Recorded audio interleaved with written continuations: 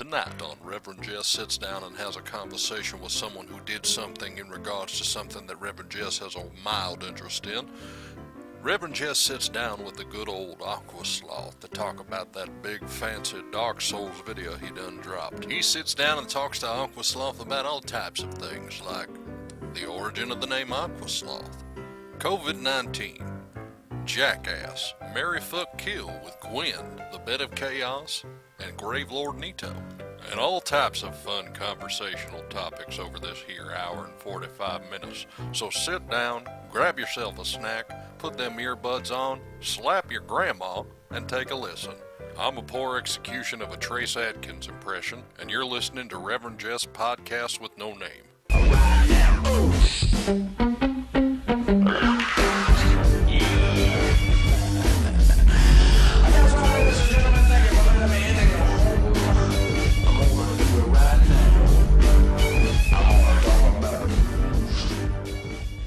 Greetings, salutations. My name is Reverend Jess, and I am a podcaster. So, yeah, exciting. Not many of those hanging around, but either way, welcome to the pilot episode of the unnamed Reverend Jess Talks to People that he thinks are interesting podcast. That is a long title. That's probably not the actual title, but it's neither here nor there. Recently, I came across a video called Beating Dark Souls the Way FromSoft Intended by a man known as Aqua Sloth. So I decided to sit down, have an interview with him, because this video blew the fuck up. And let me tell you, not your typical channel that you would expect to see a viral video from. It's a very small channel. But he's on the rise now thanks to this amazing video that he did. And I wanted to talk to him about it. Now keep in mind, we recorded through Discord. So there might be some issues with audio at some points. I'm going to do my best to cut around it, but you might end up with a little bit of a static in there or a little bit of a missed word or something. Bear with it, because I am a cheap bastard who has a very, very crappy laptop. So I hope you enjoy the interview. If you're here from Hunter's channel, I want to say welcome. Happy to have you, and I hope you enjoy it as well. Interview starting now. All right, so obviously I am here with the man, the myth, the legend, the amazing, what is it, 1.5 thousand subscriber channel? 3.6. 3.6 now. Fuck yeah, dude. You're coming up in the world. The gentleman known as the Aqua Sloth. We're going to be sitting here having a little conversation on the exciting new show, Reverend Jess Talks to People, that he has an interest in. So first off, I got to ask you, where did the name Aqua Sloth come from? Oh, a classic. I'm glad that I actually have an answer for this, and it's not just like, oh, well, I thought of it when I was 10 and it just stuck. The moist critical argument. Penguin Zero. Yeah. He's like, I like penguins. Yeah, I like penguins, and penguins was taken, so. So it's Penguin Zero with the Z. No, so I was. The timeline is odd. I can't really remember exactly, but it was whenever Man of Steel came out in theaters. Okay, right on. Yeah, I went with my brother and a bunch of his friends, and they're super into comic books and stuff, which I'm not super into them. I think it's interesting, but I've just never had the time to sink into it. For sure.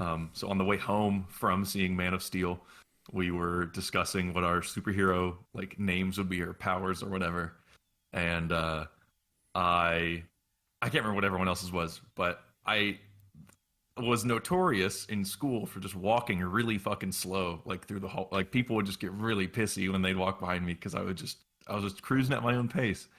And then I also have this condition that I feel weird calling it a condition, because I feel it's people think that's a serious thing, but I have hyperhidrosis, okay, which is just overly active sweat glands. So my hands are just constantly covered in sweat. Nice. But so then, yeah, and that was also a well-known thing. So walking slow and sweaty hands equated to being the Aqua Sloth. And so it just kind of stuck. So you in high school, you were just pimping down the hallway, just leaving a trail of just sweat. Just slugging the hallways, man. And it was like a long trail, but it took a long time to get to be a long trail. Yeah, exactly. I like and it, the though. name didn't really. I never really used it on anything. I think the first thing I changed was my Xbox, my gamer tag, like on the 360. What was it? What was your changed that. first one? What was your first gamer tag? Oh man, I had many iterations. The first one I can remember was nuns with M16s. Okay. I have no idea where we came up with that. It was like me and my brother played like COD all the time and like Halo. But nuns with M16s was like my first one. That was, you get like the month free trial of Xbox Live. Yeah. So I would use it for the month and then I'd have to go make a new one. So I think the longest running one I had, the longest running couple I had Duke Nukem 64 for a while. Okay. Which people really got a kick out of that. I don't know why. It was literally just the name of the game. Well, yeah, honestly, like you were just killed by a cartridge. Yeah, and I never played the game. I was like 10 when I made it, and never fucking touched the game. And then the one I had for years that I ended up changing to, I think my old one was Mr. Aqua Sloth because Aqua Sloth was taken, similar to Critical. Yeah. The one before that I changed was. This was in the era where I thought Chuck Norris jokes were the funniest thing to exist. Dude, it's okay. We were all there once. I think we all were on the same page. And then we found out like he was like a staunch like anti-gay Republican, and it was just like, feels a little iffy. Yeah. It was one of those things where like, damn, that's kind of a bummer. Even if you are, even if you are yourself like an anti-gay Republican, even then you're just like, I probably shouldn't associate with that guy. You know what I mean? No, right? Exactly. You're like, damn, he's kind of doing not good stuff these days. Yeah. But yeah, my gamer tag before that was Chuck Norris 777, but I spelled Norris wrong. Noris. Chuck Nor is. Nor is. A weird story is. So mine was Chuck Norris 777. I met a dude in Halo Reach named Chuck Norris 717, and his was also spelled wrong. Dude, because the original Chuck Norris was taken. It was too powerful. Yeah, we had to make do with what we had. That's pretty great, man. Yeah, so, and then the Man of Steel thing happened, and I changed it to Mr. Aqua Sloth, and then I got tired of saying Mister, so I just was like, I need to knock this off. You're like, So, we don't need to keep it formal. Exactly. Yeah, just call me Sloth. My friends call me Aqua. Oh shit, that's really good. All right, so Thank you. in your streaming, bio, and then in the video, your welcome newcomers video, you said that your name was Hunter. You're brown hair, black shoes. What brand are the black shoes? Oh man, Vans till I die. Right. So what are you rocking? Are you rocking Skate Highs or? I got Skate Highs. I actually just got some Authentics, which I've really been rocking. Very nice. Very nice. But the Skate Highs are a staple. I just got a fucking pair off of Mercari for like 12 bones. Like someone. Oh, no shit. Yeah, a fucking pair of grays and like just the low top, sort of like the old school, but without the checkerboards. I forget what they're called, but I don't know, man. It's weird because it's like I'm not used to wearing gray shoes. You know what I mean? Like, and I feel like my regular dressing style. Does not cater towards a gray shoe, but I'm just rocking it. No, I feel that. I feel that. I want to wear like funky color shoes, right? But it just I don't want to have to coordinate my shoes with the rest of my outfit. I just want to throw the fucking things on and go. What I just started doing is I just bought Roosevelt shirts, like the fucking licensed, like they're sort of like Hawaiian shirts, but they always have like cool shit on them, like The Rock or Rick and Morty shit, you know. And I'm not familiar. Just check them out; they're pretty good. You know, they're not sponsoring this podcast, so fuck them. But you know, but yeah, they're really good. But they always have like a lot of colors on there, so I was just like, all right, well, that's my color, but I'm not gonna worry about fucking like coordinate my shoes. So I'm just trying to go with it because I paid $12 for them, and I'm like, I'm not gonna fucking. That's fair. Put these things to waste, you know.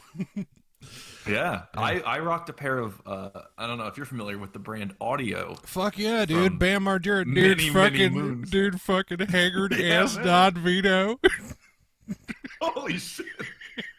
That was a weirdly good impression. Dude, I've put in so much work, man. I know I sent you a little portfolio of the shit that I've done, but I used to do a podcast called The Church Absurd, and one of the keep in mind, you said it yourself in your old videos. You used to be an edgelord. Yeah.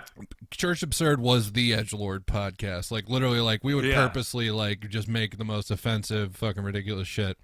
Like it was like if Anal Cunt was a fucking podcast, you know. But the one of the bits that we did was we would find shit that was like true crime related. So like we would find like Ed Gein's or Elliot Rodgers' manifesto, or like fucking the Toy Box Killer tape manuscript, and I would read it in different impressions. And God. And keep in mind, like I'm no Frank Caliendo up in this bitch. You know what I mean? I'm just a standard fat man who knows how to make a few voices. I'm just a dude. But the one of the ones I constantly did was Bam Margera. I just had a lot of fun doing it because like I grew up watching the Jackass movies and like had the whole series of Viva La Bam on DVD, all that shit. So yeah, man, you pick it up as you go along, and plus, you know, every single fucking Jackass bit that he ever did always started the same way. He's just like, dude, this is gonna be so fucking haggard, like it never fails. Never fails. But yeah, I fucking remember the audio shoes for sure. I never owned a pair, but I definitely saw a lot of advertisements in Tony Hawk games for them. Yeah. I don't know why that was like the Tony Hawk brand. I found a pair at Goodwill many years ago, and I wore them till like the sole was disconnecting from the shoe, but they were like $7 or something. I was like, these are fucking sick, dude. Like honestly, man, that's a fucking come up right there, man. You're Macklemore in this bitch right here.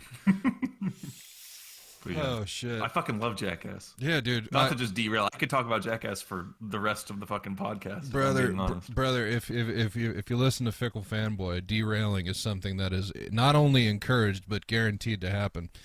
But yeah, obviously you don't know jack shit about me because I'm just a fucking dude that hit you up on YouTube asking for an interview. But I have an entire wall in my house that's just movies. And I'm an avid movie collector. I'm on the path. I've definitely already eclipsed 1,000 DVDs, but I'm working on getting 1,000 individual films because I have multiple copies of a couple of them just because, like, you know, like The Warriors has the DVD that's the theatrical version and then the DVD that is the ultimate director's cut. You know what I mean? Right. So and also like steel books and like Blu-rays and shit. Fuck yeah, dude. Or like, you know, for example, like I have the complete Star Wars on Blu-ray, but I also have 3 I have individual copies of these limited edition versions that had fucking the theatrical on DVD, you know, the theatrical version.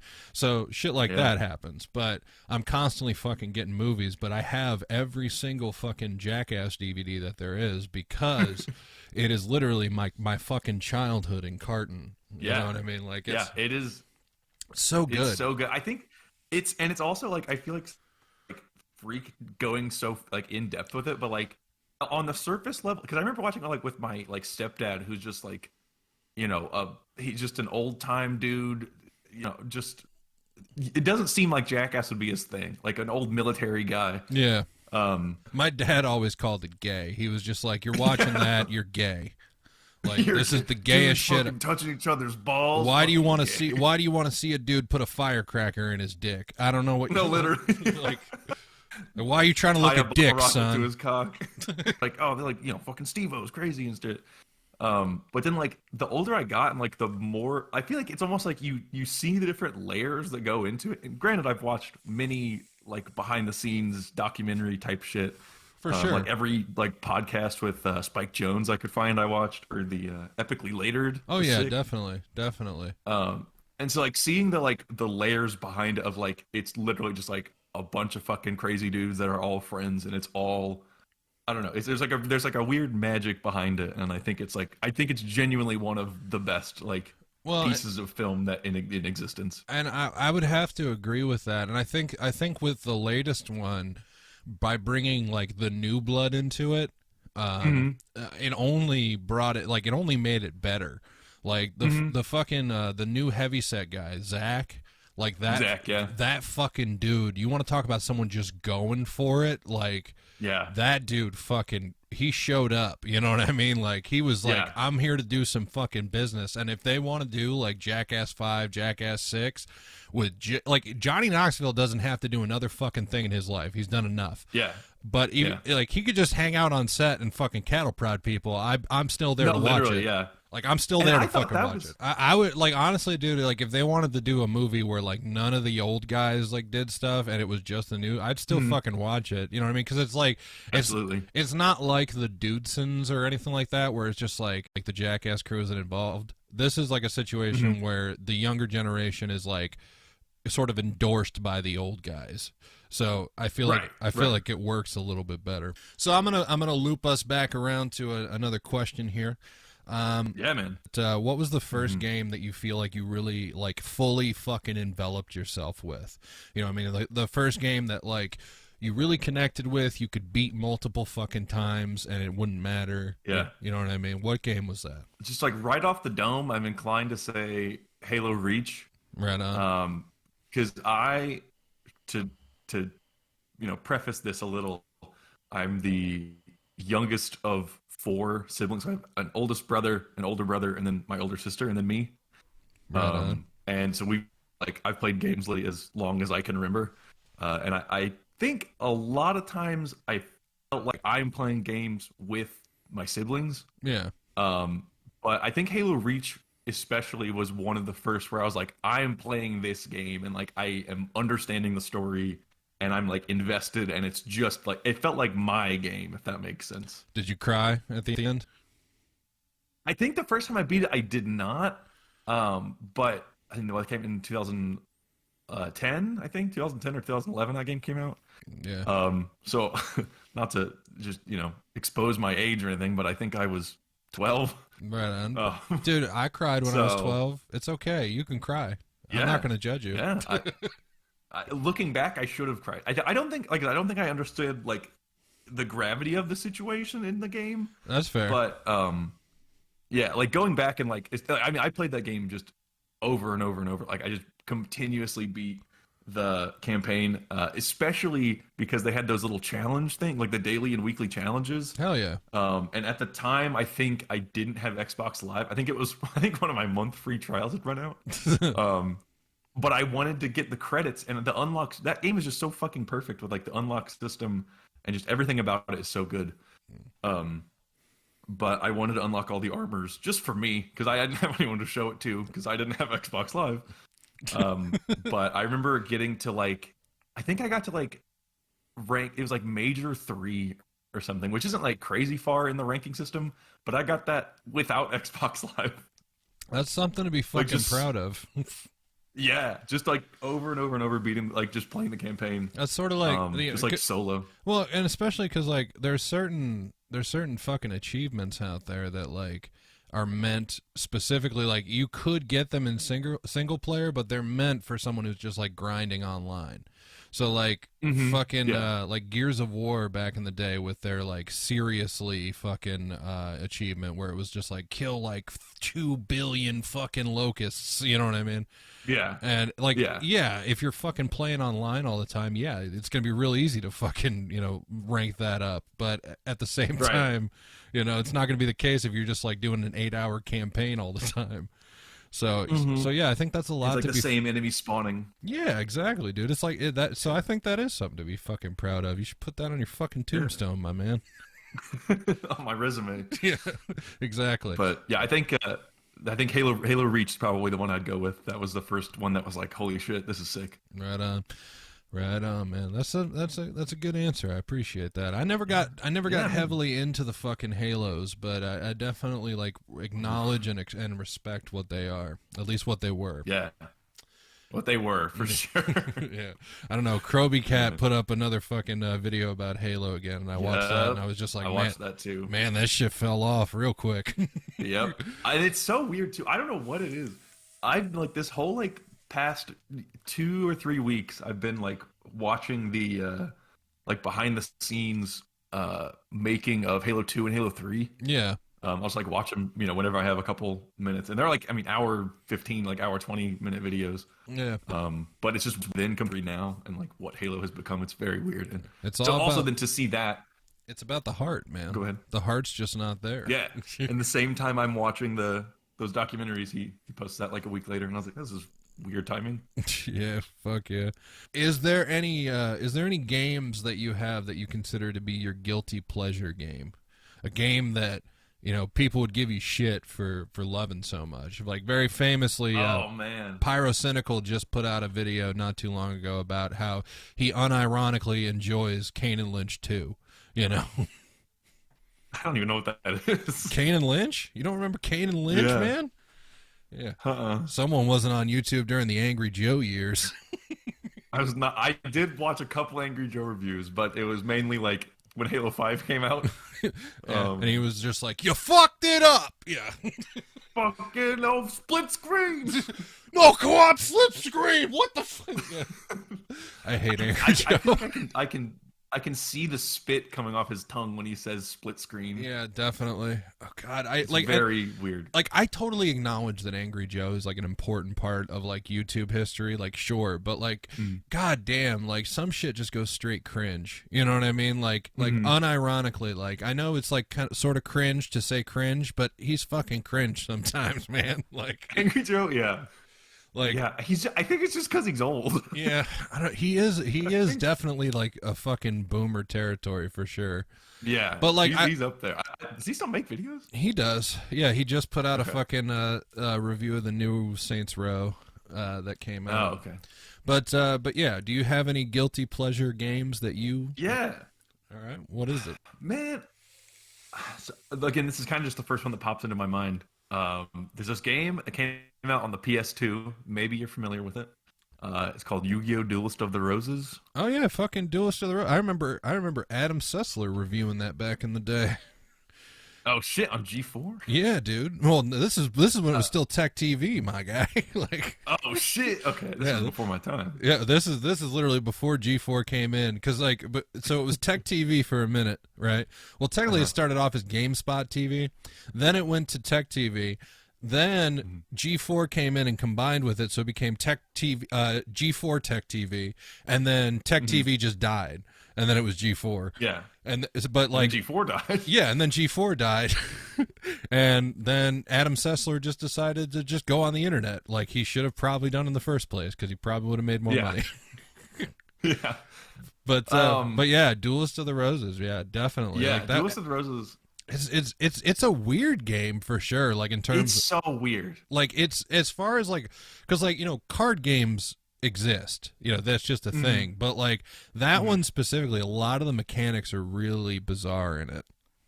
Yeah, and I've played other like Yu-Gi-Oh games. I tried to play Hearthstone when it first came out, and then there was Magic Arena, I think is what it was called. Yeah, and they did like Gwent from The Witcher. Yeah. It's like it's a card game. It's just digital. Yeah, like it's the same shit you would do if you had the cards in your hand. Yeah. And yeah, I think like Duelist of the Roses was a wild one because it's like almost like chess in like a weird, or like I don't know, like a very dumbed down version of chess. Yeah. And like I just feel like the mechanics were just super super sound, and it like the replayability is just fucking insane. And I have no shit. I think I've played that game like one time through every year since it came out in like 2002. I think that's a really fucking beautiful thing, though. You know what I mean? Yeah, it is amazing. If you played it, if you want to replay it, I can link you some shit to an emulator. Yeah, honestly, because like I think that in terms of a longevity, there's a few games out there that you just can't help but go back and revisit. But the fact that you are actively still playing that long, I mean, like that is fucking older than a good portion of YouTube viewers out there. You know what I mean? Like that's pretty insane, honestly. Yeah. Honestly, you're a madman. You should seek help. You're a madman. I should. There's a dude on YouTube. I think his name's like Clovis or something. He's like the only person that uploads Duelist of the Roses stuff, and like I think he still does. If not, I think he just quit doing it like a couple months ago. But this is your time, man. Step on his shit. Get started up. It's so like he is just like he's into like the like data mining side and like just picking the game apart like piece by piece. And I specifically don't want to do that because I don't want to get tired of it. That's fair. Like I just play it for what it is. I put it down. I give it like 6 months. I come back to it, and it's still fun. Yeah, that's awesome, man. But it was honestly one of the coolest like projects I've ever seen, and I feel like it didn't get as much recognition as I wish it would have. But he did a whole like a Redux mod of the game, and he like redid all the AI. He like added a bunch of cards that like you couldn't get before, and it's like a total overhaul of the game. And he released the mod like 2 years ago, and so I mean the game would have still been like 18 years old or something. So yeah. Honestly, it's like entirely just a passion project. It was really cool. That shit like that just like gives me hope for fucking like video game communities out there, because like one of my favorite sites to like peruse is called My Abandonware. I don't know if I don't know if you're familiar with it. I feel like I've heard of that. But so basically, it's just like it's like a dumping ground for a whole bunch of games that you just can't fucking get anymore. Like it's just like essentially like. It's like GOG for everything that like wasn't profitable or memorable enough to end up on GOG. Yeah. So like I got like the fucking PC version of like Ghostmaster on that. And Ghostmaster, I don't know if you're familiar with it, but it is like it's a real-time strategy game where you lead a team of ghosts to haunt houses. And it's what the fuck? It's super fucking fun, my guy. Like that sounds sick. Even if I swear to God, even if you are not like, even if you have a shitty PC, you can run this fucking thing because it's from like 2003. But like, pick it up.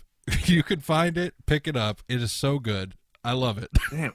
Okay, let me look this up real quick so I don't forget, because that sounds fucking sweet. Yeah, it's called Ghostmaster. I mean, it'd be a good stream, honestly. Yeah. Like if you're doing a streaming thing, I guarantee like some viewers would be into it. Oh shit. Okay. The box looks really familiar. That's fair, because there was a PC version. I'm pretty sure there was like an original Xbox version or some shit. But let me see. But yeah, dude, it's a full-fledged like real-time strategy game where it's just like, here's the building, here's the 5 people you need to scare out of the house, here's the team of ghosts you can use. You know what I mean? Like, it's a lot of fun. It's a lot of fun. That's sick. I'll have to give it a go. Yeah, dude. And I found it on this site called My Abandonware, and it's just one of those things where it's just like, hey, the companies that made this are either gone or don't give a fuck about this game. Yeah. They haven't updated it and whatever. A lot of them you have to like either use a virtual machine to run or fucking find some fan made patches for. Yeah. But dude, it's just like shit like that just makes me happy, especially because like I feel like a lot of the remasters that they're doing now are just like literally games that came out 1 generation ago. Like why? No, yeah, like The Last of Us. Yeah, like why? What? Why? Like it really looks no fucking different. Like in my opinion, like me from my like I understand that if you put them side by side, there's subtle differences, but that subtle difference does not warrant $60. Like I'm sorry. Yeah. Like yeah. No, go ahead. Yeah, sorry, I was saying it pisses me off. No, yeah, I agree. I think overall, I think the idea of remasters is good. I do like I think the Spyro one was really cool. Sure. When it's done right, trilogy. Absolutely. Yeah. Like when you take a fucking PS1 game and literally like make it into a PS4 game. Yes, that is absolutely the right way to do it. But like Silent Hill HD collection is not the way. Yeah. Or like, Last of Us. It's like it came out on the PS4. Even if they just were like, we're porting it and kind of bumping up the graphics, here's it on PS5, I'd be cool with that. But the fact that it's like The Last of Us remastered and it's the same fucking thing. It's just they added new lighting shaders or whatever. It's like, I don't fucking care. Dude, and like that's the thing, like I'm sorry, but like I know this might be fucking blasphemy, but like The Last of Us, like it's not that good of a replayability factor. Like, like once you play it the first time and like it gets you, it really does. But then you play it again and you're just like, okay, well, I mean, don't get me wrong, the story's real good, sure, but at the same time, the gameplay is pretty basic. You know what I mean? Like, and then it just keeps going from there. And I'm sorry, but like, there's plenty of movies I can watch a bunch of times and still enjoy, but like video games, like once you beat the story once, it's got to be a pretty good story to make you want to go through it again. Yeah, or like other incentives to like kind of throw back to like Halo Reach. It's like, I mean, the story's cool, but it's not. I'm gonna play this 25 times through. Yeah, like I mean, it's the same thing with fucking like Souls games. Once you like because the story is in such a fucking background, and like really doesn't it really doesn't matter. It's about the boss challenge and putting more challenges on yourself. Like, oh, I want to beat this boss in 3 hits, so let me fucking grind up and get this level, you know what I mean? Whatever. But like, or like, I want to try this new weapon or whatever, like shit I don't normally use. Yeah, but like, there's none of that in something like The Last of Us. It's all about the story. And like, don't get me wrong, I'm absolutely one of those people that's just like single player is the way to go. But I'm with you. I just don't think that game earns it. You know what I mean? Like at all. I respect it for like you had said, it's like it's great the first. I had never beat it. I played it very briefly when it came out, and I've it's a reoccurring trend with games. Yeah, I lose interest very fast. But I'm sure it's fantastic the first time through, and when I play it a second time, I'm like, okay, well, nothing's changed. Yeah, like, it's the same story. Exactly. Yeah, but yeah, dude. And I think you made a good point with like comparing it to movies of like the movie the first time you watch like. I'm trying to think, like, okay, the first time I watched Kill Bill, I was like, "Holy fuck, this is the best piece of cinema ever." Yeah, this is. And then I watched it again, and I was like, "Damn." Yeah, I watched it again, and I was like, "Holy fuck, this is still really good." But I was like, "But I've seen it. Like, I've already experienced this." Yeah. So. Or it's like after you know it, you watch it again, and you're like, "Oh, this makes more sense." And then the third time, you're like, "Okay, well, I figured it out." Yeah. Yeah. All right. So moving on. What exactly made you start making YouTube content? And do you prefer like making the videos, or do you prefer the streaming? And like, what creators like influenced your style? The questions I always dreamed of being asked. Dude, I'm doing because that's the thing I wanted that nobody asked. I wanted to treat you right. You know what I mean? Like I wanted to make sure that you when we're in here for an interview, you know what I mean? Yeah, we're having a conversation, we're having a good time, but I wanted to make sure that you felt like it was an interview. Yeah, but I appreciate. I think you're doing an incredible job. Thank you, sir. I appreciate that. But I didn't want to get full Dan Rather on you. You know what I mean? I didn't want to go like NBC Nightly News on you. Sure. What are your thoughts on the allegations? Okay. Yeah, please give us an in detail response. Okay, what was the first part of the question? The first part of the question is what got me into it. What made you start making content? Because obviously we've all watched YouTube for X amount of years, but it takes something to make you want to start actively making content. My channel is not actively making content. My channel is shit posting. You know what I mean? Sure. I'm just saying. Hey, I listen to some. To sidetrack it before I get into it, because I do have a lengthy response. I did check out some of those the songs you had, and that shit kind of ripped. I won't lie. And that is all just me fucking being bored. Like literally. That's not me going like, oh, I'm gonna make a mill off this. Like no. Yeah. No. Like no. I think there's a beauty in that though, of like I'm solely making this for me and no one else. See, that is literally the inspiration behind it. Like one of the dumbass fucking videos I have up there is called Pony by Scott Stapp. And it's literally Genuine's Pony, but me singing in like the Scott Stapp voice. And it's one of my favorite videos I've ever done, but it's dumb as hell. Do it again, but in Bam's voice. If you're horny, let's do it. Ride in my pony. My haggard Don Vito is waiting. Sorry. God damn it. No, it's good. I'm here for it. I broke Aqua Sloth. My bad. Okay, to get to the question at hand. Right, so what got me into videos? Okay, so I'm trying to think of like from the beginning, because I have like the thing that got me into it, but I'm trying to think of like how I kind of got to that point, and I really can't remember. I feel like, I mean, yeah, like I said, like I've just kind of watched YouTube for a very long time. So, the finer details get a little lost, but I would say the thing that first like planted the seed of like, oh shit, like YouTube is rad, is I watched Rooster Teeth like religiously I think all through like middle school and high school, and I think we all had that moment for sure. You know what I mean? Yeah. Like we all had that. Oh, every single Red versus Blue, I am watching it. You know what I mean? Yeah, yeah.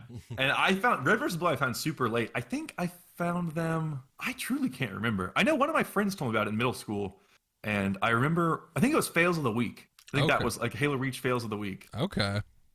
I think that was like the first time I jumped on, and then I was just like an instant click, and I just remember binging like everything before, and I watched like every video after. And that was when they were all still on the Rooster Teeth channel. And then they kind of like branched off into there's like Achievement Hunter and then like Let's Play and all the other ones. Yeah. Yeah. But that was like, I mean, that was like my entire, I would like go to school, I'd come home, I would just watch Rooster Teeth until I went to bed. It was like that. My sense of humor is entirely like influenced by that. Like I listened to the podcast all the time. It was sick. And that was another thing. Like my sister was really into it too, and so we kind of like bonded over that. That's some wholesome shit right there. Yeah, it was sick. And then I remember one year I think I had like started watching Red versus Blue, and I don't know, I wasn't like super sold on it until like the later, like the third or fourth season when like the story card starts kicking in. Yeah. And I was like, oh shit, like there's actually stuff going on here. It's not just like people saying funny shit in what is the Blood Gulch? Yeah, yeah. It's always the Blood Gulch. It's always fucking Blood Gulch. But yeah, I remember watching that and I was like, I never really connected it like I could do this.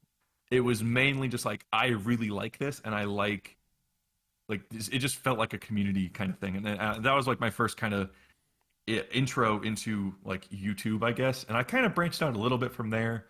I never really, I didn't latch on to anyone quite as hard as I did with like Rooster Teeth and Achievement Hunter. And then I think it was like 2014 or 2015. Okay. I found this dude named General Sam. I don't know if you watch him at all. I've heard of him. I've never sat down and watched his stuff, but I've definitely heard of him. He's got some good stuff. That was another one. That was like the next obsession, was like watching, and that was like, I mean, the rest of my high school years. But that one was cool. Finding him was really cool and like influential because it was literally just like one dude doing it all. It was just him. Whereas like Rooster Teeth was this gigantic production company that had been, it's like these old dudes that have been doing it since like 2002 or 2001 or whatever. Yeah, they've been around the block a few times, and there's you know, with the scale of the operation, it really is hard to find them relatable. Yeah, exactly. Yeah. And with like General Sam, finding him, it was like I said, it was just one dude just in his room recording shit, and it was just funny. And I don't know, I just really liked his sense of humor was too like old Achievement Hunter, which I think he references in an old video, which I was like, okay, this makes sense why I like him so much. But that, like I said, that was kind of the first time I was like, okay, I can do that. Like he's just at his computer, like just fucking playing Skyrim. And I was like, I could do that. And so then it kind of just went from there, and I just got more and more into it. And I think a big part of it was just like, I didn't really know what I ever wanted to do like with my life, and I still don't really. But I was like, I think making videos is fun, and I would like to keep doing that. And then, I don't know, it kind of went from there. All right. And would you say that you prefer making videos as opposed to streaming?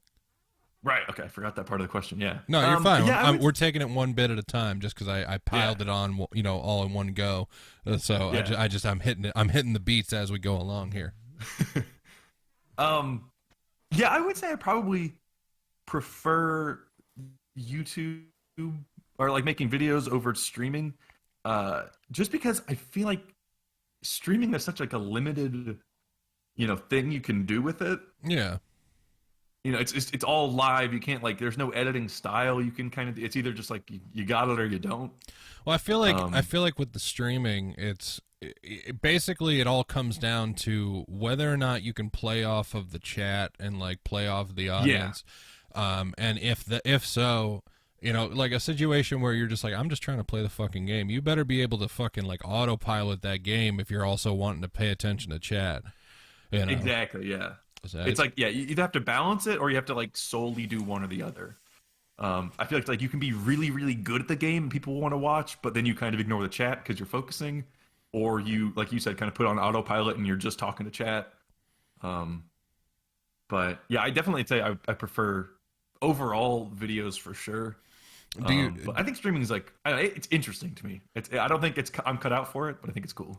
So would you say that General Sam was probably like the biggest influence on your channel?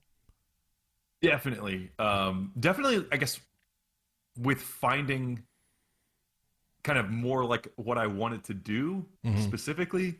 Like I think like Achievement Hunter and Rooster Teeth, I think those were probably the biggest ones for planting the seed videos, and then General Sam's finding his channel was more like that was the water that made it grow into, you know, the influence that it has now.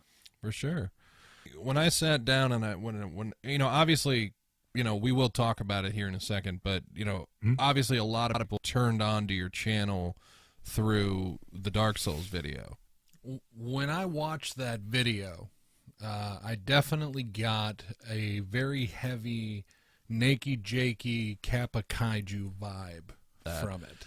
For sure. But I feel like the way that your jokes were sort of like, you know, because like you know, even if they weren't intentionally written as jokes and you were just fucking doing it off the cuff, there are certain parts in it that definitely feel like something of a seasoned fucking veteran of YouTube. You know, someone like Nakey Jakey, where it's like Nakey Jakey has all these fucking like, you know, one-off like tangents that he goes off, and it literally it doesn't fuck with the flow of the video at all. It's just part of the video. And it's like a quick little jab, and it's like if you get it, you get it, and then but like you don't have time to register it. Yeah, for sure. And I also feel like, you know, like there's moments in your Dark Souls vid where like, you know, you specifically are like, you know, like can you believe it? I've never fucking done a mage. Like that bit right there felt, you know what I mean? Yeah. Like that, and I mean that in like the highest compliment. I really do. Yeah, no, I appreciate that. So obviously, you know, like I said, we are going to talk about it here. This is the thing that got a lot of eyes on your channel. You know, obviously, let's talk about the Dark Souls video. Number one, how long did you work on it? And did you have any idea of how big that shit was going to blow up? I guess, so the quick one, how long did I work on it? It was a hot minute. Overall, like actually working on it was, I mean, I don't know, probably a couple days.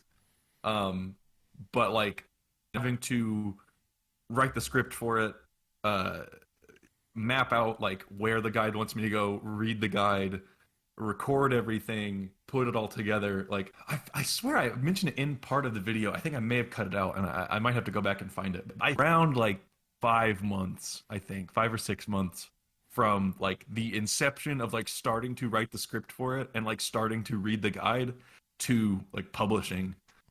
I think it was just over 6 months. But and granted, I mean, I had worked like I have like a day job, like, you know, a girlfriend and shit I do in my regular life. Yeah, obviously it wasn't. So you didn't like you didn't Bo Burnham it where you just log yourself in a room for a year. Yeah, exactly. Yeah, I worked on it when I could. It was like an hour this day, 2 hours this day. Like, oh, I have a free weekend this time. I'll work on it the whole day then. And kind of, yeah, just like in passing. It was definitely not like, whoa, I can't believe people like this video. Kind of like stupid ass answer. But I thought it would be good. I think when I had originally more kind of low-key stole the idea from that Papa C guy. Yeah, so I'd seen some Papa C videos about like how and I mean I had guides when I was younger too, like the guidebooks specifically for the Pokemon games, which was interesting. Yeah, what is it? Prima Games strategy Prima guides? is a big one. Future Press is the ones that did the Dark Souls. I think there's another company, but I can't remember who did all the Pokemon ones. That might have been Prima. Yeah, I can't remember. Yeah, but me either. But yeah, so after like I saw his videos and I knew like they did pretty well, and I had looked to see I think I'd seen one for Skyrim as well from another guy that I didn't really watch that one. It didn't catch my attention as much.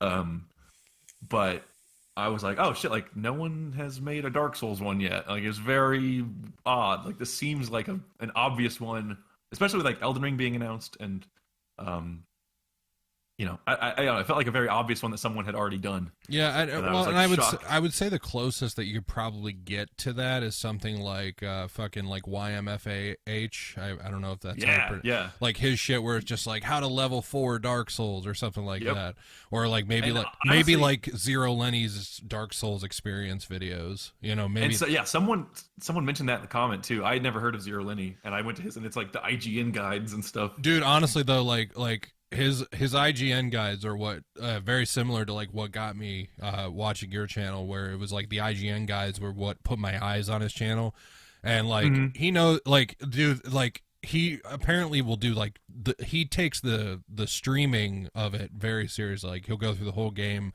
on stream with the guide. So like I'm and obviously like I'm not fucking shitting on the way you did your video. I'm just saying like the comparison to Zero Lenny, like I understand it, but at the same time like I feel like you're in your own wheelhouse, and then that I could see where someone would draw the comparison, but I feel like yours was a little more concise than his is. Not that I'm shitting on him, obviously, but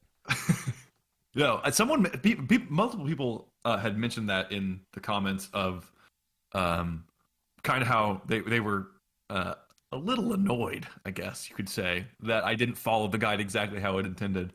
And I think I did set it up that way to where it seems like I would be following the guide. Like, they say use this weapon and level your character like this. But a lot of it is not in the book. I think I mentioned it in the video. Of like, well, there's not. You did because you like even from the start where it like mentions nothing about a starting gift or a class to pick. You know what I mean? Which I feel like is I understand where that is like a guide's way of saying like, listen, like you're gonna be able to do this, but you could probably do it with any character. But you would think they would at least be like, maybe you shouldn't do the deprived on the first run. Right. Right. Maybe get a little armor or something.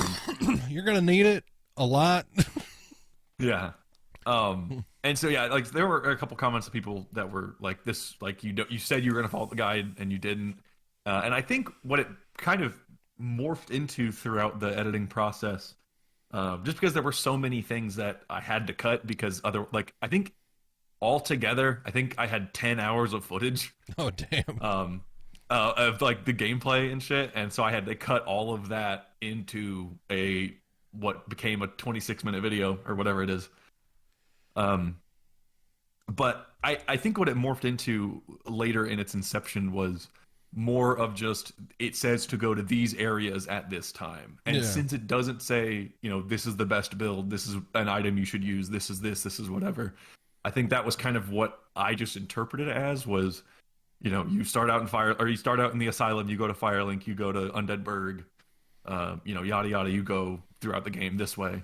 Well, and that's the thing, like because of the way that Souls is set up, where it's not, there's no fucking map. You're just like, oh, let me go down this hallway and see where that leads me. Obviously, like if you have the master key, your playthrough is going to be a lot different, because like I mean, just from like literally like that first, like the first tower to go up to fight the Taurus demon, like you could, if you don't have the master key, you're not fucking going into like Havel's little stairwell, you know what I mean? Yeah, or like you can completely skip the depths if you have the master key. Yeah, absolutely. So it's like, that's a whole, like you don't have to do the Capra demon, you don't have to do Gaping Dragon. Like, you can skip all of that. Yeah. And then that also unlocks a completely different route through Blighttown.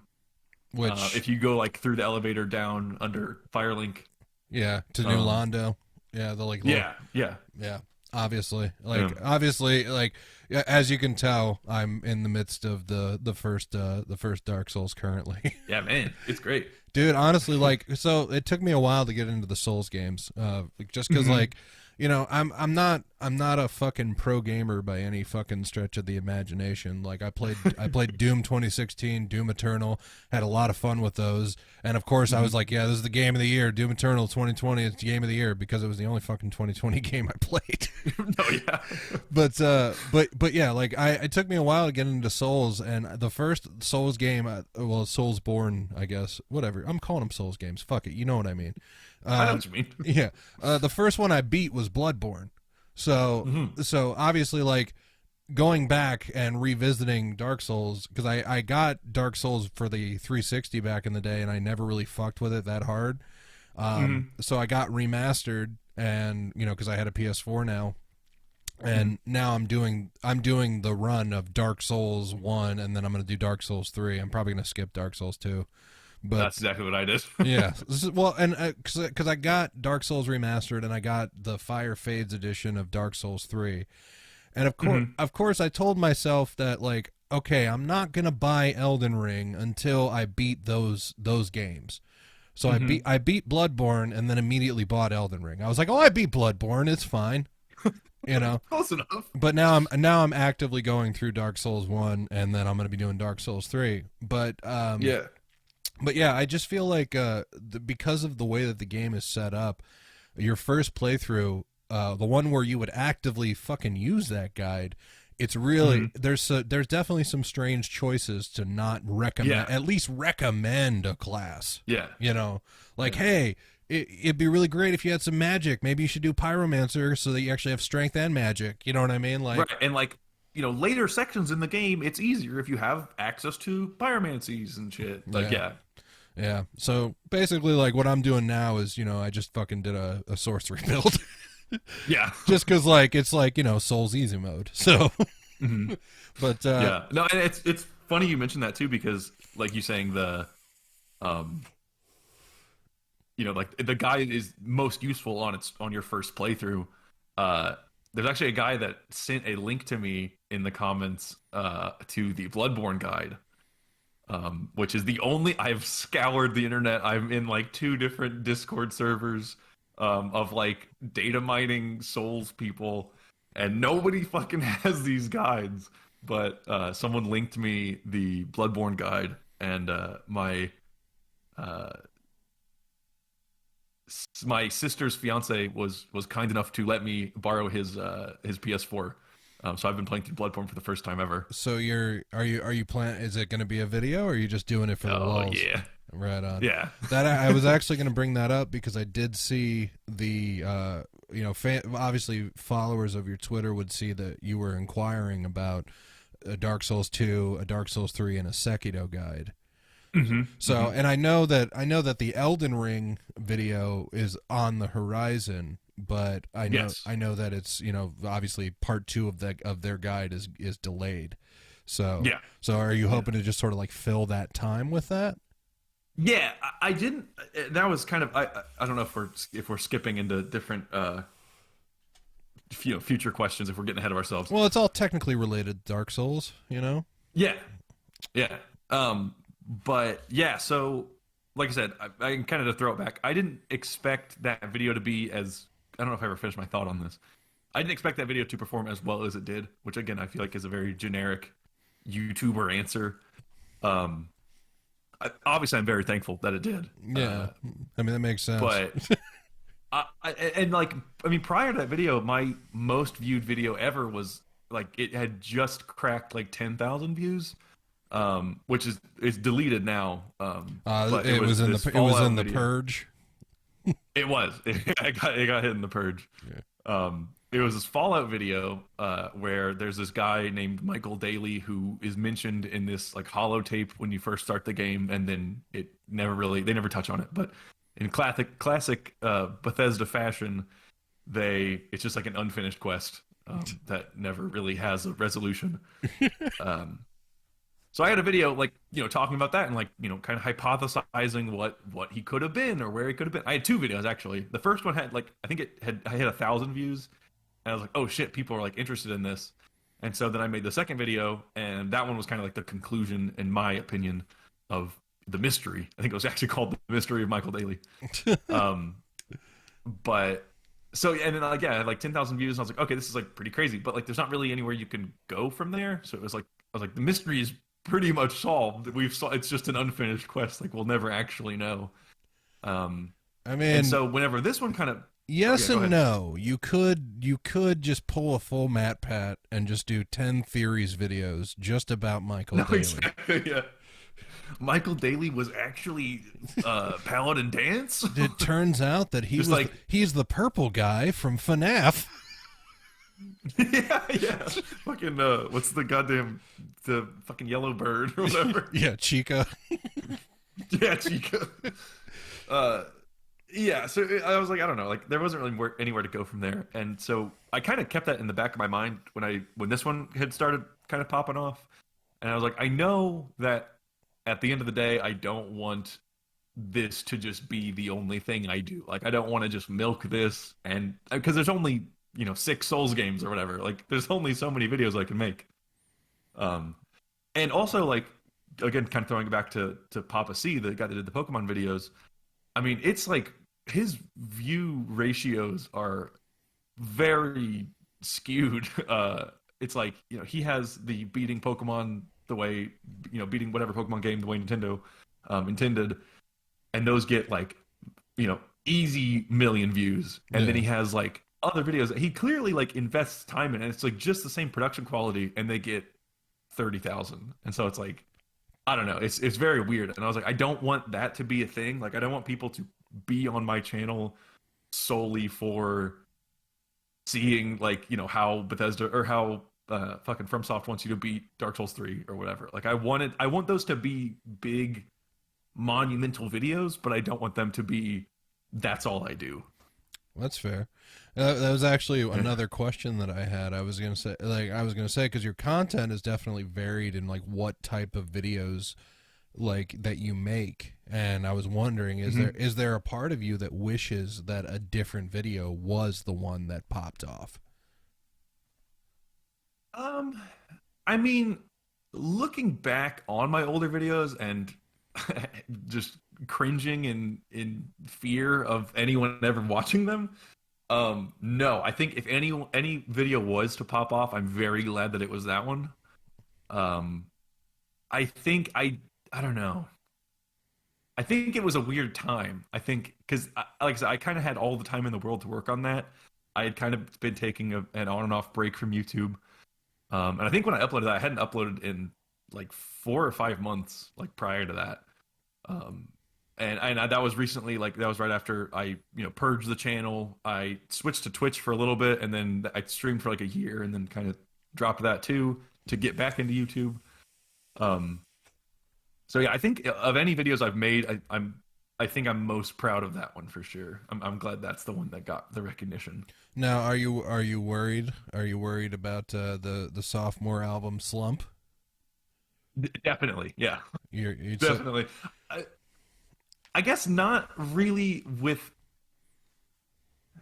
not the sophomore album I'm worried about. It's the lead up to the sophomore album. It's the tour between albums. Okay, all right. Well, so it's like I think the smart move, honestly, like, because and here's the thing: it's not that I don't have faith in you. I don't want you to take it as that, but I think that doing like a Bloodborne video and then like a Dark Souls 2 or Dark Souls 3 or whatever, I think that's honestly the smart move, just because Elden Ring is new, people are still actively looking into it, everything like that.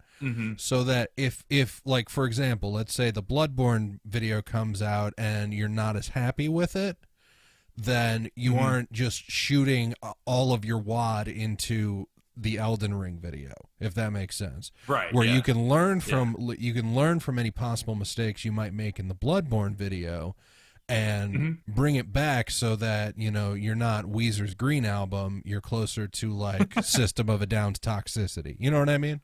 Yeah. Yeah. I'm going Pinkerton on this one. Yeah, go full Pinkerton, man. Just like, God damn these damn Japanese girls.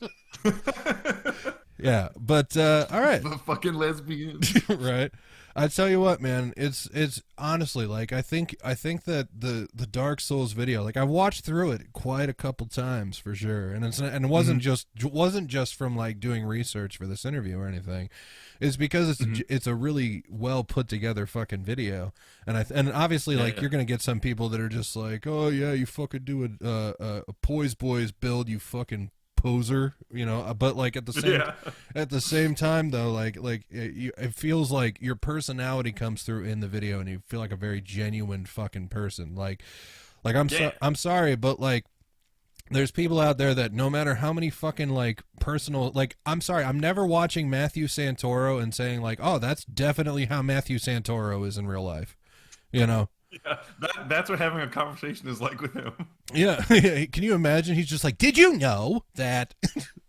Like, I would be like, I would fucking die. Like, yeah, I'm going to put a fucking bullet in my head if you keep talking to me. All right. So moving on. Now we get into now we get into a little bit of the fun questions. Marry, fuck, or kill. Hell yeah. Marry, fuck, or kill Yes. between Gwen, Nito, and the Bed of Chaos. Okay, fuck, marry, kill Gwen. I feel like I'd have to marry Gwen just off the bat. I don't know, man. He seems abusive. Literally, like he does seem abusive, but he's got power. He does have power. I'm just saying, like the minute he sees you, he starts swinging at you. That's true. He does that jumping thing. Yeah. Okay. And then it was Nito and Bed of Chaos. Yeah. I probably. I kill Bed of Chaos for sure because I fucking hate that boss. No real reason other than that boss fight is such fucking dog shit. Which I think would have to leave. I'd fuck Nito, which I'm not mad about. Well, you know, if there's one way to get a hard bone, you know. Hey, got him. That shit's Nito. Got him with the bone. All right. What's your favorite part of the original Dark Souls, and why is it the New Londo Ruins? Oh man, New Londo Ruins is really just such a unique map in any game. Not only, you know, sometimes you have like really skinny walkways and shit you can fall off of, but it's like really well lit. And I think From really shined when they took away all sources of light and then also put you walking on like 1 by 1 pixel pieces of wood. And then on top of that, they throw in just the worst fucking enemies in that level. That you literally have to, or you literally have to curse yourself just to fucking be able to fight them if you don't have a holy weapon. Literally, yeah. Yeah, or the fucking transient curse things. Yeah. But yeah, and then there's like the pus of not pus of man. That's the Dark Souls 3 one. Whatever the blob thing is that shoots out the skulls that explode. Yeah. I forget what they're called. I fucking hate that thing. All right, but genuine though, what is your favorite part of the original Dark Souls? If you had a favorite part of it, what would it be?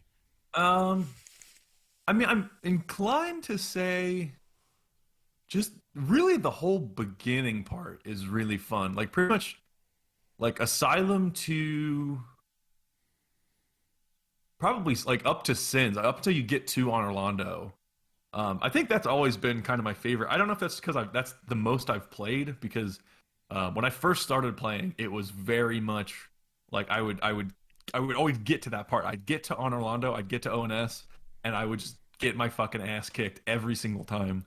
And so I never got past, like for years and years, I never got past Ornstein and Smo.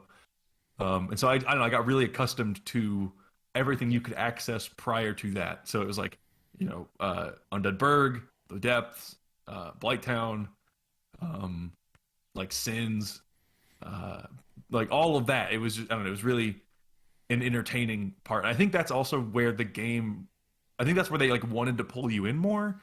And in the second half, it was more just about the difficulty and I don't know, not to like say one is better than the other, but I definitely say the beginning part is more what I enjoy. Well, and I also feel like the beginning section, it's crazy because there's a whole other story with Dark Souls if you know what you're looking for.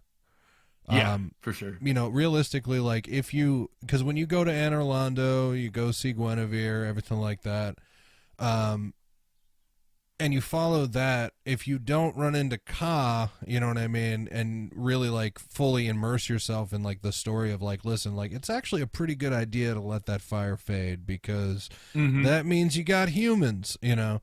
But like I think that with the story progression, the way that it's technically set up, where it's like, hey, go on to Darkroot Basin, fight the Hydra, and then, you know, fucking check out Artorias' grave, you know, things like that. And the fact that, like, going through the depths and like, you know, or like fighting the Capra demon, getting the key to the depths, going down to the depths.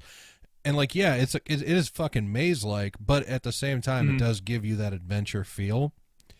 Yeah, for sure. And like, and I'm sorry, but like, Gaping Dragon is a pretty cool fucking looking boss. You know what I mean? Like, very cool. Yeah, it's just very like unique. It's not just like big guy in armor with sword. It's like this crazy, and it's not. It's also just like not just dragon guy. It's like this weird fucking open chest blade crazy ass lizard guy. And it was, I don't know. Yeah, I agree. Go after his tail. You can fucking get a cool weapon out of it. You know what I mean? Like, I think that the aspects of the game that are in that whole starting area really like is just, and on top of that, like there's other cool aspects of it, like the fact that you can go back to the asylum and, you know, get the painted world doll and fucking fight the stray demon and things like that. And yeah, it's literally just a repeat of the asylum demon, just harder, but like doesn't matter. It's just really fucking cool, you know? Yeah, and I agree. Yeah, 100%. Like, I think that, like, I hate to keep bringing it in a fucking fanboy, but like, what made me start playing Dark Souls again, like giving it the fair shake, or like attempting Souls game again, was definitely like the Nakey Jakey video where he is, I think it's called like Dark Souls Saved Me or something like that, where he's just drinking a 40 in the bed. Absolutely. Like every single time, like, cause like what stuck with me with that is when he goes, as much as a lot of players do, I immediately got to Firelink Shrine, ran into my ass kicked by skeletons. Like, like I felt that. Like, that was absolutely what I did. And like everyone did that. You learn your lesson, you move on. Yeah, it's just nuts because it's like I just feel like the game itself. You know, obviously, you know, people in the fucking game for over a decade at this point, and I think it won that golden joystick game like best. It was like the best game ever made or some shit. I can't remember. Honestly, I think the reason that I go more towards Bloodborne is because A, I think it's easier, and B, I was just gonna say I think there's just like a loyalty to it because it was the first one I beat. Yeah, that's how I feel with Dark Souls 3. Was that the first one that you did? Yeah, I got stuck on basically it's weirdly like similar layout. I got stuck on ONS all the time. In Dark Souls 1. And so then whenever Dark Souls 3 came out, I bought that and I played, you know, a very similar thing of I would get to Abyss Watchers and I just could not beat them for the life of me. And then I can't remember the exact time, but at one point I was, I think it was when I was streaming. I think I was streaming Dark Souls 1 and I got to Gwyn. And that was like the first time I'd ever beat it. The first time I beat it on stream was the first time I ever beat the game. I did this that night after I beat Dark Souls on stream, and then I went back and I beat Dark Souls 3 like in that same night. And it was a long, like hundreds and hundreds and hundreds of hours, probably hundreds of characters, and I had never beat either of them, and I ended up doing it in like the same night. Honestly, like fucking amazing. Like that had to have like put you on fucking cloud 9, man. Yeah, it was wild. I mean, beating Dark Souls 1 alone was wild, and I was like, I'm doing it right now. Honestly, dude, I think that your channel has a fucking bright future. I really do. And I appreciate that. I think that what do you think that the future holds? Are you gonna try and ascend the ranks and get millions of subscribers and inevitably become an influencer boxer, or are you hoping to just like make some shit you enjoy, entertain some people, and then just like keep living your life? What are you hoping for? Are you trying to get out of where you're at? Yeah. I think ultimately, I don't know, and I've kind of felt this way for a while. This very well may change. So this comment may age like fucking milk, but I think ultimately I would like to have like a pretty solid community of just cool ass people that, you know, I can like.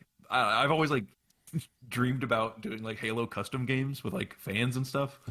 Just like have a Discord server and like, yeah, we're fucking playing Halo Reach today. Everyone hop in. We'll do some cool shit. Basically, what you're saying is that you want your own angry army. Yeah, exactly. Yeah. I want to be Angry Joe. That's what I want. I want to put out 45-minute long reviews in which 15 of it are terrible sketches, and Yeah. and I want And to jokes that no one fucking gets. I want to say like 4.5 hours and slow it down 3 times. And Yeah. fuck. They're taking out split screen. I want to spit on the camera. Yeah, I just think I think that there's there because you recently did one of your infamous rerun videos in which you were reading the comments that you had gotten on old videos, which ironically probably a lot of them don't exist anymore. Yeah, I don't think any of them exist. So I think, and there's a real wholesomeness to it because you're just like, this is a comment I got 2 years ago, and it was on a video, and this is what this person said, and it literally is like you talking about like people that you actively know. Fucking wholesomeness in that shit. Yeah. And I'm really looking forward to seeing as you reading comments from those same people that you know. Yeah. It's funny that you mentioned that because I literally, prior to working on this, if time time allotted is correct. That's not the wording that I wanted to use, but you know what I mean. If it all works out, I have a video coming up tomorrow of me reading more comments. So is it comments from the Dark Souls, or is this another rerun? Yeah. No, it's a new one. Nice. So it's very. I was gonna mention that. It's funny that you said that you found the wholesomeness in it, which I'm glad you did. I think that's a big part too. And kind of I don't know how. Are you into like pop punk shit at all? Yeah, dude. I'm all about the pop punk shit for sure. Okay.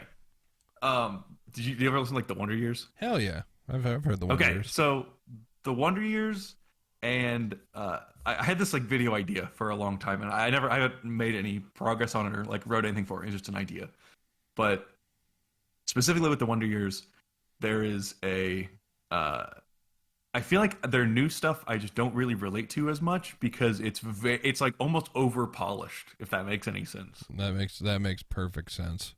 Yeah, it's just like very like I don't know. There's not like the grit and angst and like raw shit that is in it. And I recently listened to like the Upsides, like their second album, I guess. But it's just like that album's so fucking good. It's like probably my favorite one.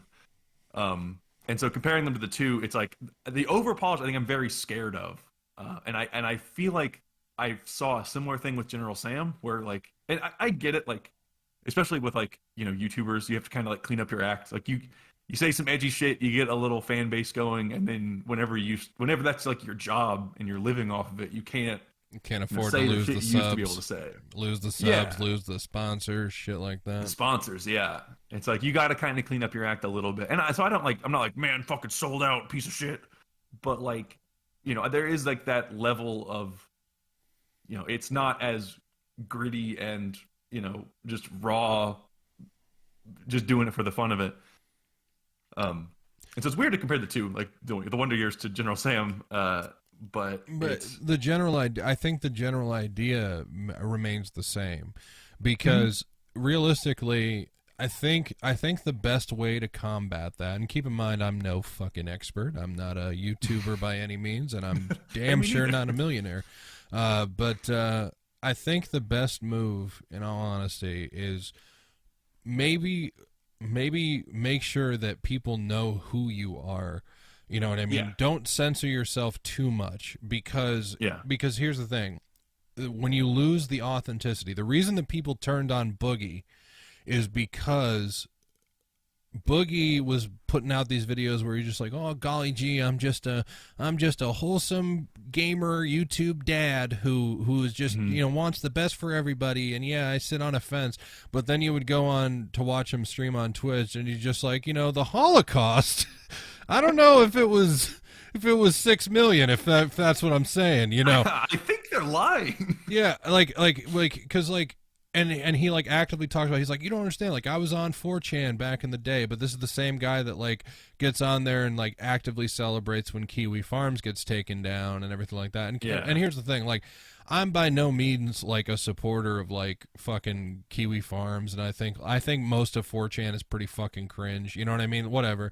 Yeah. But at the same time, like I'm fully fucking aware that like I ran an Edgy Boy content show for fucking a year and a half, and I said some horrid shit, and that shit could probably come back to bite me, but the reason that I don't take it down is because there's no point in trying to hide it, because if you try to hide it and then it does get found out, all that's going to happen is you're going to be in the exact same situation that the people that like doubled down on that shit are in now. So like for example, like someone like Lieutenant Corbus or whatever, like fucking I forgot about her. Yeah, well, so she fucking came under fire for being all like right wing and shit, and now she's in the exact same situation that fucking Sam Hyde's been in for fucking 10 years. You know what I mean?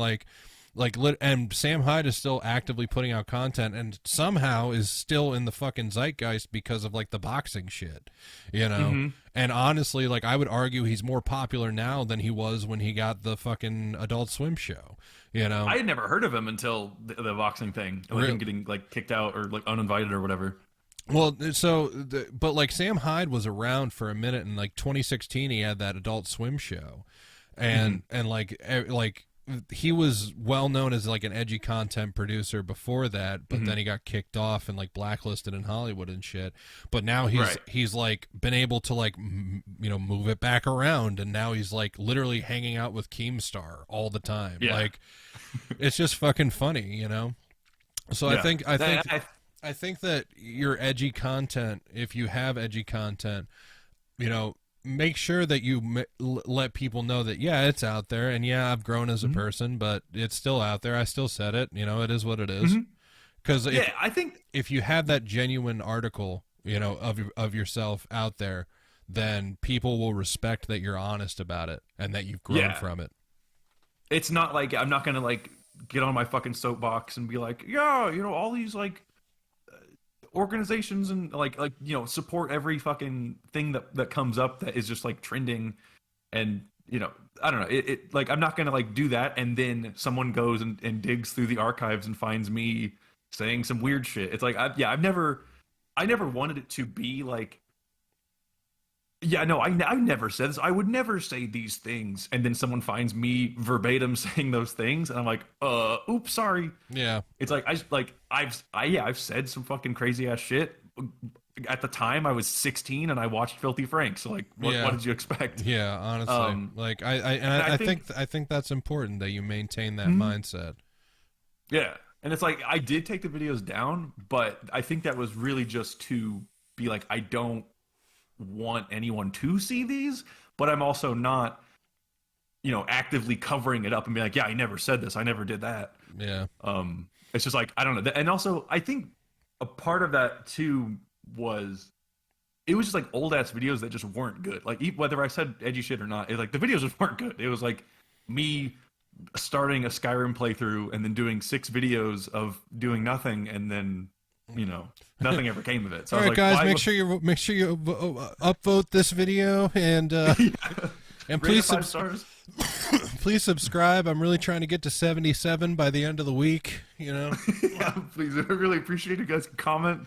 Tell me what your favorite type of cheese is. If you guys get down to 70, if you guys get me to 77, we'll do the 77 subscriber special, and I'll upload some of my favorite YouTube poops. Yeah.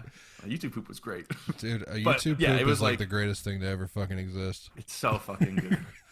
It was way ahead of its time. I have no regrets about all the fucking hours I've spent watching YouTube poops. The King of the Hill ones. Oh, dude, the King of the Hill ones, the fucking Fesh Pence of Blair, I don't know that one. I don't know. Oh, dude, that is like the Citizen Kane of YouTube poops. It is literally like, it's like 2 full episodes of the Fresh Prince of Bel-Air, but like there's like so many quotable moments of it where it's just like there's a bit going all throughout it where like Carlton keeps asking G to make him a sandwich and G just keeps saying no.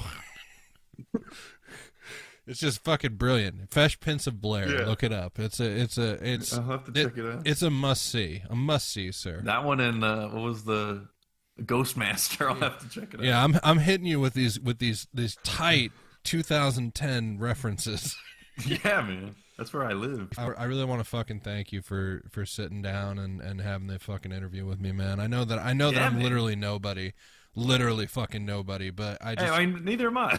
no, but you're more of a somebody than I fucking am. I assure you that. Enough to get interviewed, I guess. Dude, but that's the thing. Like, that's why I wanted to sit down and fucking have an interview with you, because I feel like if there's anybody that I want to hear on a podcast, it's fucking you. You know what I mean? Like, it's just someone who is like got some cool shit, got some, fun thought processes to fucking talk about and shit like that, and seems like a fucking genuine person. I would much rather fucking have you on the podcast than I would fucking having like Logan Paul or some shit, Right. The Logan double dab? Yeah, no, not at all. But yeah, I mean, kind of to throw it back real quick to the, you saying like, the wholesome genuineness. I think that's what I've always liked about, I guess that's weird. It's going to tie it into like everything. That's what I've liked about Jackass. That's what I've liked about Rooster Teeth. That's what I liked about General Sam. Like, everyone I've watched that I've like idolized, it's like those behind the scenes moments of just them being people and not being these characters that people love and like these, crazy ass dudes that just say off the wall shit or whatever. Like, seeing the quote unquote real person behind it, that's always been what I've like connected with more. And so I think I try to portray that. Like, I don't really think I have a character, per se, of like yeah, me recording the shit in Dark Souls, it was scripted, but like that the part you mentioned with like the, I've never done a mage build, that was completely like just off the top. Like, it was just, I said it and I was like, oh shit, this would be funny. It worked, man. It made me fucking laugh, especially because like you got some like you almost got some like serious like Hannibal Lecter vibes where you got real close to the fucking camera. You were just like, "Can you fucking believe this? I swear to God, I've never fucking done a major." Swear to fucking God. Like, it's beautiful. It's beautiful. It's a beautiful piece of media. I think that you got a fucking bright future ahead of you, bro. You really do. Thank you. I appreciate it. I think we talked about it a little bit in the DMs, but you've been doing this for a while, like with podcasting, right? Yeah. I've been doing this since 2015. My first podcast was a wrestling podcast called The Fatitude Era. Oh, shit. That's sick. Yeah, I had a lot of fun doing it. And then I moved to Kentucky for 3 years, and I did the Church Absurd down there. And then I also did Fanboy. I started a movie podcast that I really want to continue doing. Called. I saw that idea was super sick. The like movie versus movie. Oh, the Acclaim and Shame. Yeah. Yeah. I had a fun time with that. I want to do more of that for sure. But that's awesome. But yeah, I did that one, and then I'm working on I have a solo project that I'm doing right now called the Reverend's Big Ol' Wall of Films, where I just pick a movie out of my fucking DVD collection and talk about it. Yeah. And then I have this fucking random thing where I just decided I want to interview people, and congratulations, you're the fucking pilot episode, and hey, I was just about to say. Yeah, here's hoping it doesn't sound like dog shit because of my shitty computer, but I was gonna say I have no frame of reference, but this is the best interview I've ever done. And dude, like, hey, honestly though, like, I do think it went pretty well, and obviously there's one more big question that I want to ask you. And that this is the fucking important one. This is what this whole interview is about, and that is, are you still the world record holder for Estes Soup? Motherfucker, no, I'm not. Who got you? Who got you? Okay. We're gonna have to tack on the extra like 10 minutes. Okay, I was gonna mention this too in the comment video, because people came from, so they found the Dark Souls video. And it makes sense. Naturally, they would go to, other Dark Souls videos that I've done. And my first video I have up on the channel is how I became a world record speedrunner holder. So these two dudes who, hang on, let me see if I can find it real quick. Yeah, dox them. Give me their IPs. Shout them out. Yeah. Where the fuck are they? Drop a diss track on them right now. Soup Slurper 69. Okay. And hold on, I can't remember the kid's name. It's like Scareless TV or something. It just sounds like someone is doing 3 a.m. challenges. It does. It does sound like it.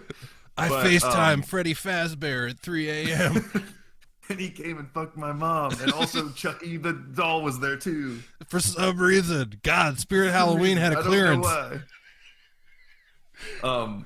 But no, so these two dudes found it, and this guy, like, he DM'd me on Twitter, and he was like, "Hey, I just saw your speed run. I'm gonna try it and do better." And I was like, "Oh shit! All right, send me the time you get and let me know." And sure as shit, he tried it and beat it. And then this other kid came on, and he was commenting, and he was like, "Yo, like, I have to get in contact with you." And I was like, "Okay." And so then he DM'd me on Twitter too, and he's like, "I also did the super speed run. I'm trying to beat it." And I was like, "Dude, there's another guy that did it too." And so it almost, I've been so removed from it, other than just like talking to them, but like they just went back and forth. Like I can't remember what my time was. It was like 8:15 or something. Yeah, somewhere around there. This kid did like a 7:20. And then the other kid did like a 6:30, and then this one came back into 6:25, and it was just this back and forth. This kid has 4 videos of beating the record. So it was wild. I am unfortunately not the world record speed run holder anymor, but I do want to give it another go, dude. It's definitely on the horizon. Everybody, let's get Aqua Sloth to fucking 3K or 5K subscribers, and then we'll do the Estes Soup redemption. If this podcast gets 100 likes, I'll do the speed run again. If it's going up on my channel, it's not getting 100 likes. I promise. No, I'll make 100 accounts and like it. Soup Slurper 69, Soup Slurper 70, Soup Slurper 71. 69's taken. I'll have to spell it wrong. I'll do sloop supper. No, Soup Slurper, but the no U is just SLRP. Or no ER, it's an A. Sloop Slurper. It's like it's a fucking Hollywood film. I love it. Oh shit, bro. Honestly though, like, and here's the thing, like, I know that, like, as you fucking get like big and fucking, like, as you gain subscribers, you know, people like people small fries like me are gonna fucking go to the wayside. But all I ask is that you fucking give them a chance. If someone wants to fucking interview you or collab with you and they're a small timer, you know, just give them the fucking time of day, man. That's all I'm asking. Yeah, man. Because I think, and I mean that's what YouTube's really about. I agree. I think there's, like, it's the people at the bottom are like the heart and soul of it. And I mean, even like it's been 2 fucking hours. You just took 2 hours out of your week to talk to me about a fucking video that I put up. Like, that's a wild ass concept that, like, you saw that and you're like, I should reach out and, you know, interview. And I mean, not to say like anything about like your credibility or whatever, but like, if you reach out to other people and then they just like no response, no nothing, like, that fucking sucks. Yeah, you know, I mean, it happens. So it's like, it happens. I've definitely been, like, I wanted to interview the fucking guy from Preacher, the guy who played Cassidy on Preacher, because I was a big Preacher fan, and I got no fucking response from that. I did get a response from the guy who played Hair Star on Preacher, and he said, no thank you. So at least he answered. Yeah, you know, it was probably his agent. You know what I mean? Like, it probably wasn't actually him. No thanks. But yeah, I just think that you know, realistically, like, you seem like a good dude, and I think that you deserve to have somebody interview you, which is why I wanted to do this. You know. Oh man, I genuinely, like, wholheartedly really appreciate it a lot. And if you ever want to get into the podcast game, like the full-fledged podcast game, man, you got a co-host right here, I promise you. Yeah. Like, that'd be sick. We'll just be like the Jackass Bros. We just fucking every week talk about Jackass. We're literally every week. We just today we're gonna be covering the yellow snow cone, and we're gonna watch it. We're gonna try not to vomit, and then we're gonna talk about it for 3 hours. If you really look in the background, you can really tell that the psychology of it is great, and Danger Aaron is such a brave man for doing that. Shit, Jamie, pull that up, Jamie. Jamie, pull that up real quick. Just can we slow that down just a little bit? Now look at that vomit. Look, he's eating the piss. He had some corn. Like, look at that vomit. You can see corn in there. Oh, and now he's eating the vomit. Yeah. Oh, that's beautiful. That is beautiful. The chocolate snow cone. Wow. Classic. How do they do it? It's amazing. They come up with this shit. It is a staple of our time. It is easily. I have not been this touched emotionally since I saw 12 Years a Slave, hands down. Schindler's List, nothing on Lamborghini tooth pull. I tell you that much. Not at all. Not at all. I'll tell you what.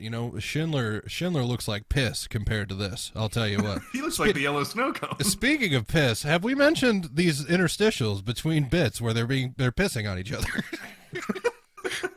It's incredible camera work. Like, honestly, what is this? Hardcore Henry? This is like a first-person shot.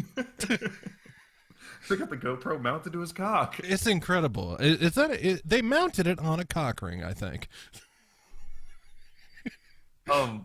This is unrelated to piss or jackass. And I don't know if you want to leave it in here or not. But there's a dude I just found. You mentioning Nakey Jakey reminded me. I just found this dude named Internet Pit Stop.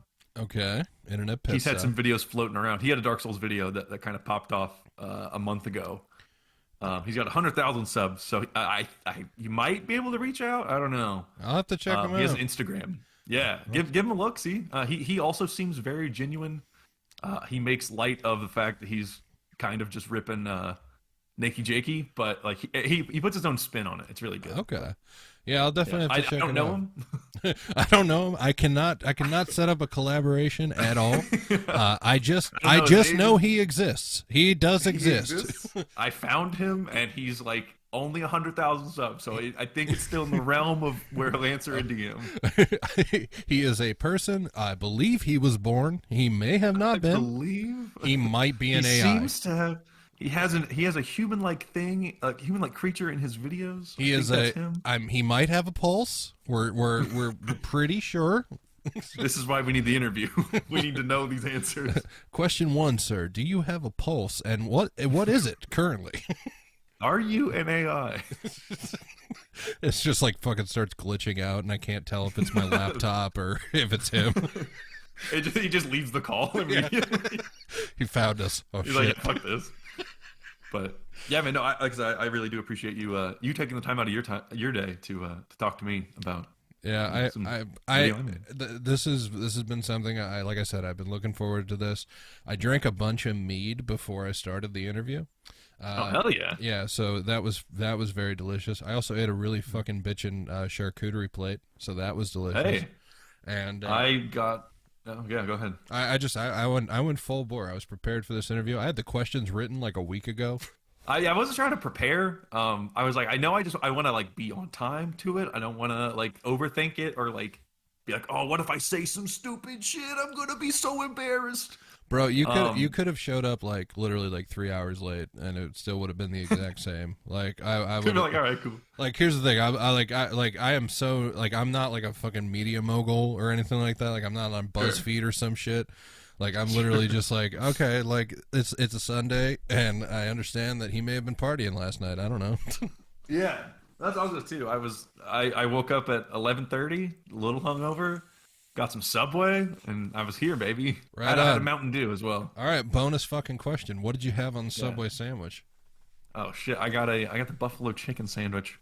It was obviously the buffalo chicken, the ranch, lettuce, banana peppers, something else. Hold on.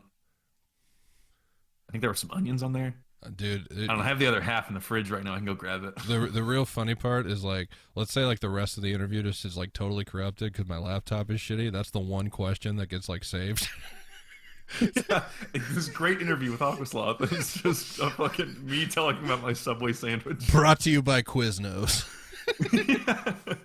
You should make that the reoccurring bit for all future guests. You have to ask them what they had before they went to the podcast. What did you eat? Tell me about it. What was the starting temperature? That's the first one. Really throw them off for the first question. Be like, so what did you have for breakfast today? Well, the one wrestling podcast that I did, we brought in when we brought the show back after I moved back to Ohio.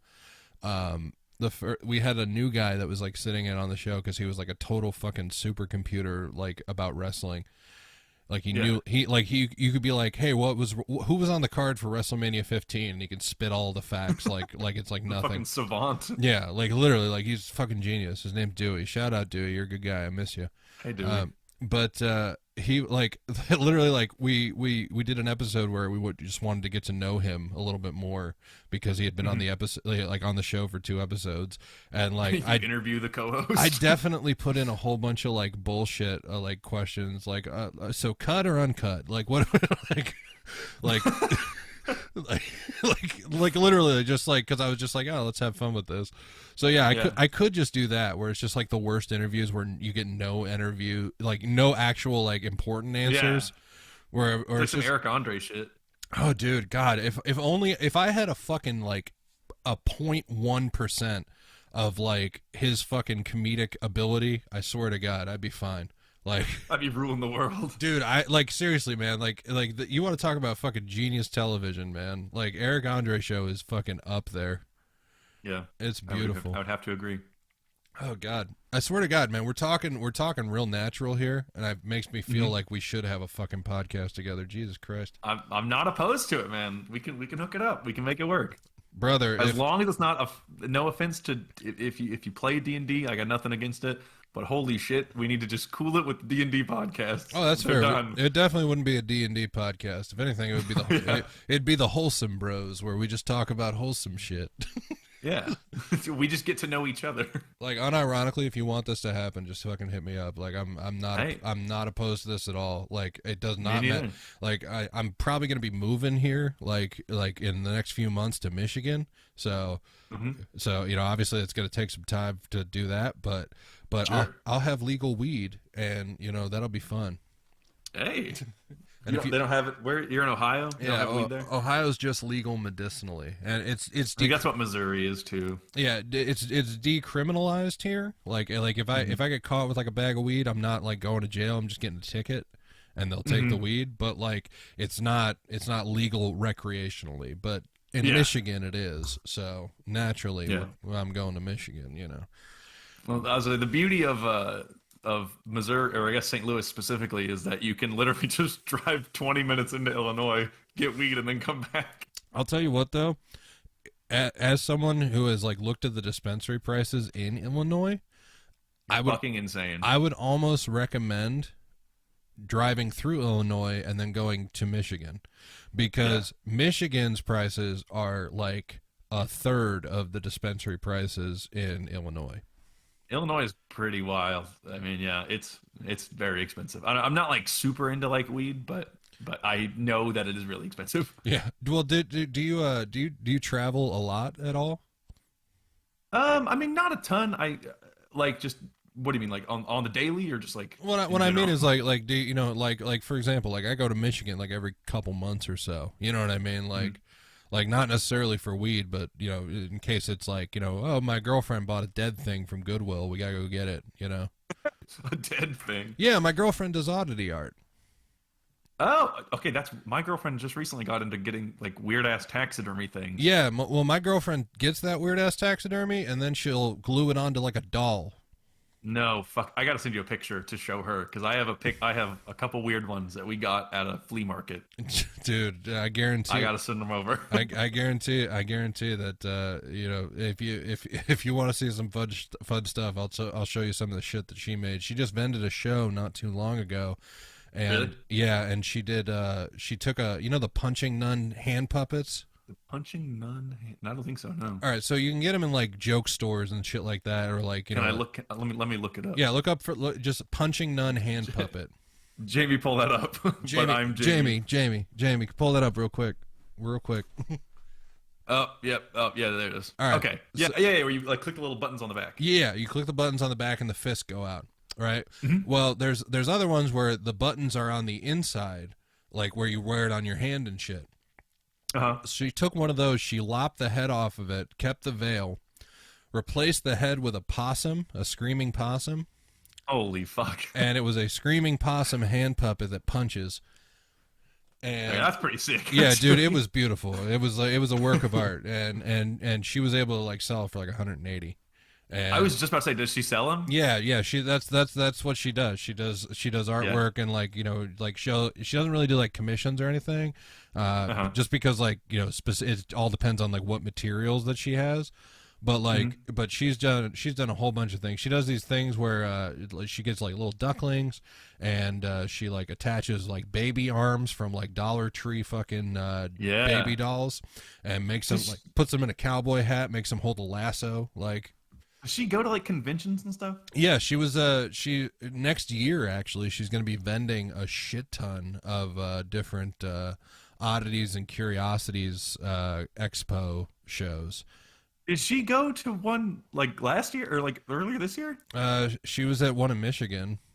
Okay, there was the only reason we went to one like a couple months ago in St. Louis, and it was literally just called the Oddities Expo, and it was just like these crazy ass taxidermies you're describing as far as the eye could see. Yeah, it was like raccoons playing a banjo in a canoe, and it was like just weird ass shit. Yeah, but that's where we got some of our stuff. Yeah, the Oddities and Curiosities Expo is it's like a national road show.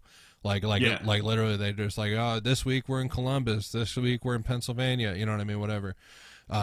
So, and I think she signed up to vend like 6 different shows, and I like, don't quote me on this, but there's definitely one in Illinois, and I think there might be one in Missouri. I'm not entirely sure. If so, I figure if there is, probably St. Louis or Kansas City. If that's the case, you and I are fucking meeting up for sure. Hell yeah! I'm gonna give you. I'm down for that. I'm gonna give you a fucking hug. That's for sure. Yeah. Because honestly, bro, like this has been one of my favorite interviews I've ever done, and I interviewed Vince Desi. Yeah, your icon. This tops the Vince Desi interview. That's sick, man. I mean, yeah, this is like, I don't know. You know, like you make those like fake scenarios in your mind where like, if I was getting interviewed, I would say this, or like.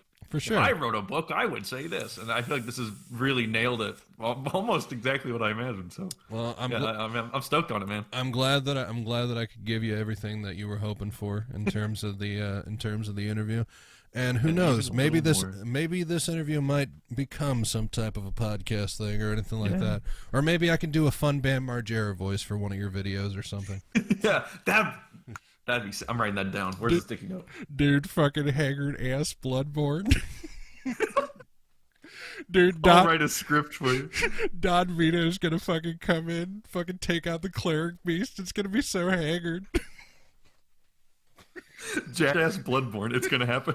I was just set it up like it's a big prank thing, and then it's just throwing a fuck ton of like fire bombs on it.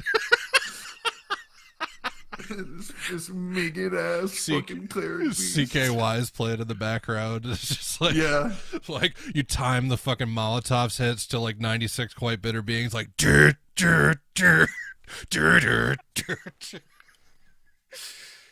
man, so fucking funny. If you put that in a video, I want a fucking writing credit. I swear to God. I'm gonna have to. I mean, I can't have the video without your impression of it. So. Oh man. Yeah. Fucking quality, brother. Fucking quality. I love it. Yeah. But yeah, keep up the good work, man. Plug your shit. Okay, I gotta plug my shit, and then I'll tell you about what I got going on. Yeah. I mean, I mainly I'm on the YouTube Aqua Sloth 666 because I'm a little emo boy.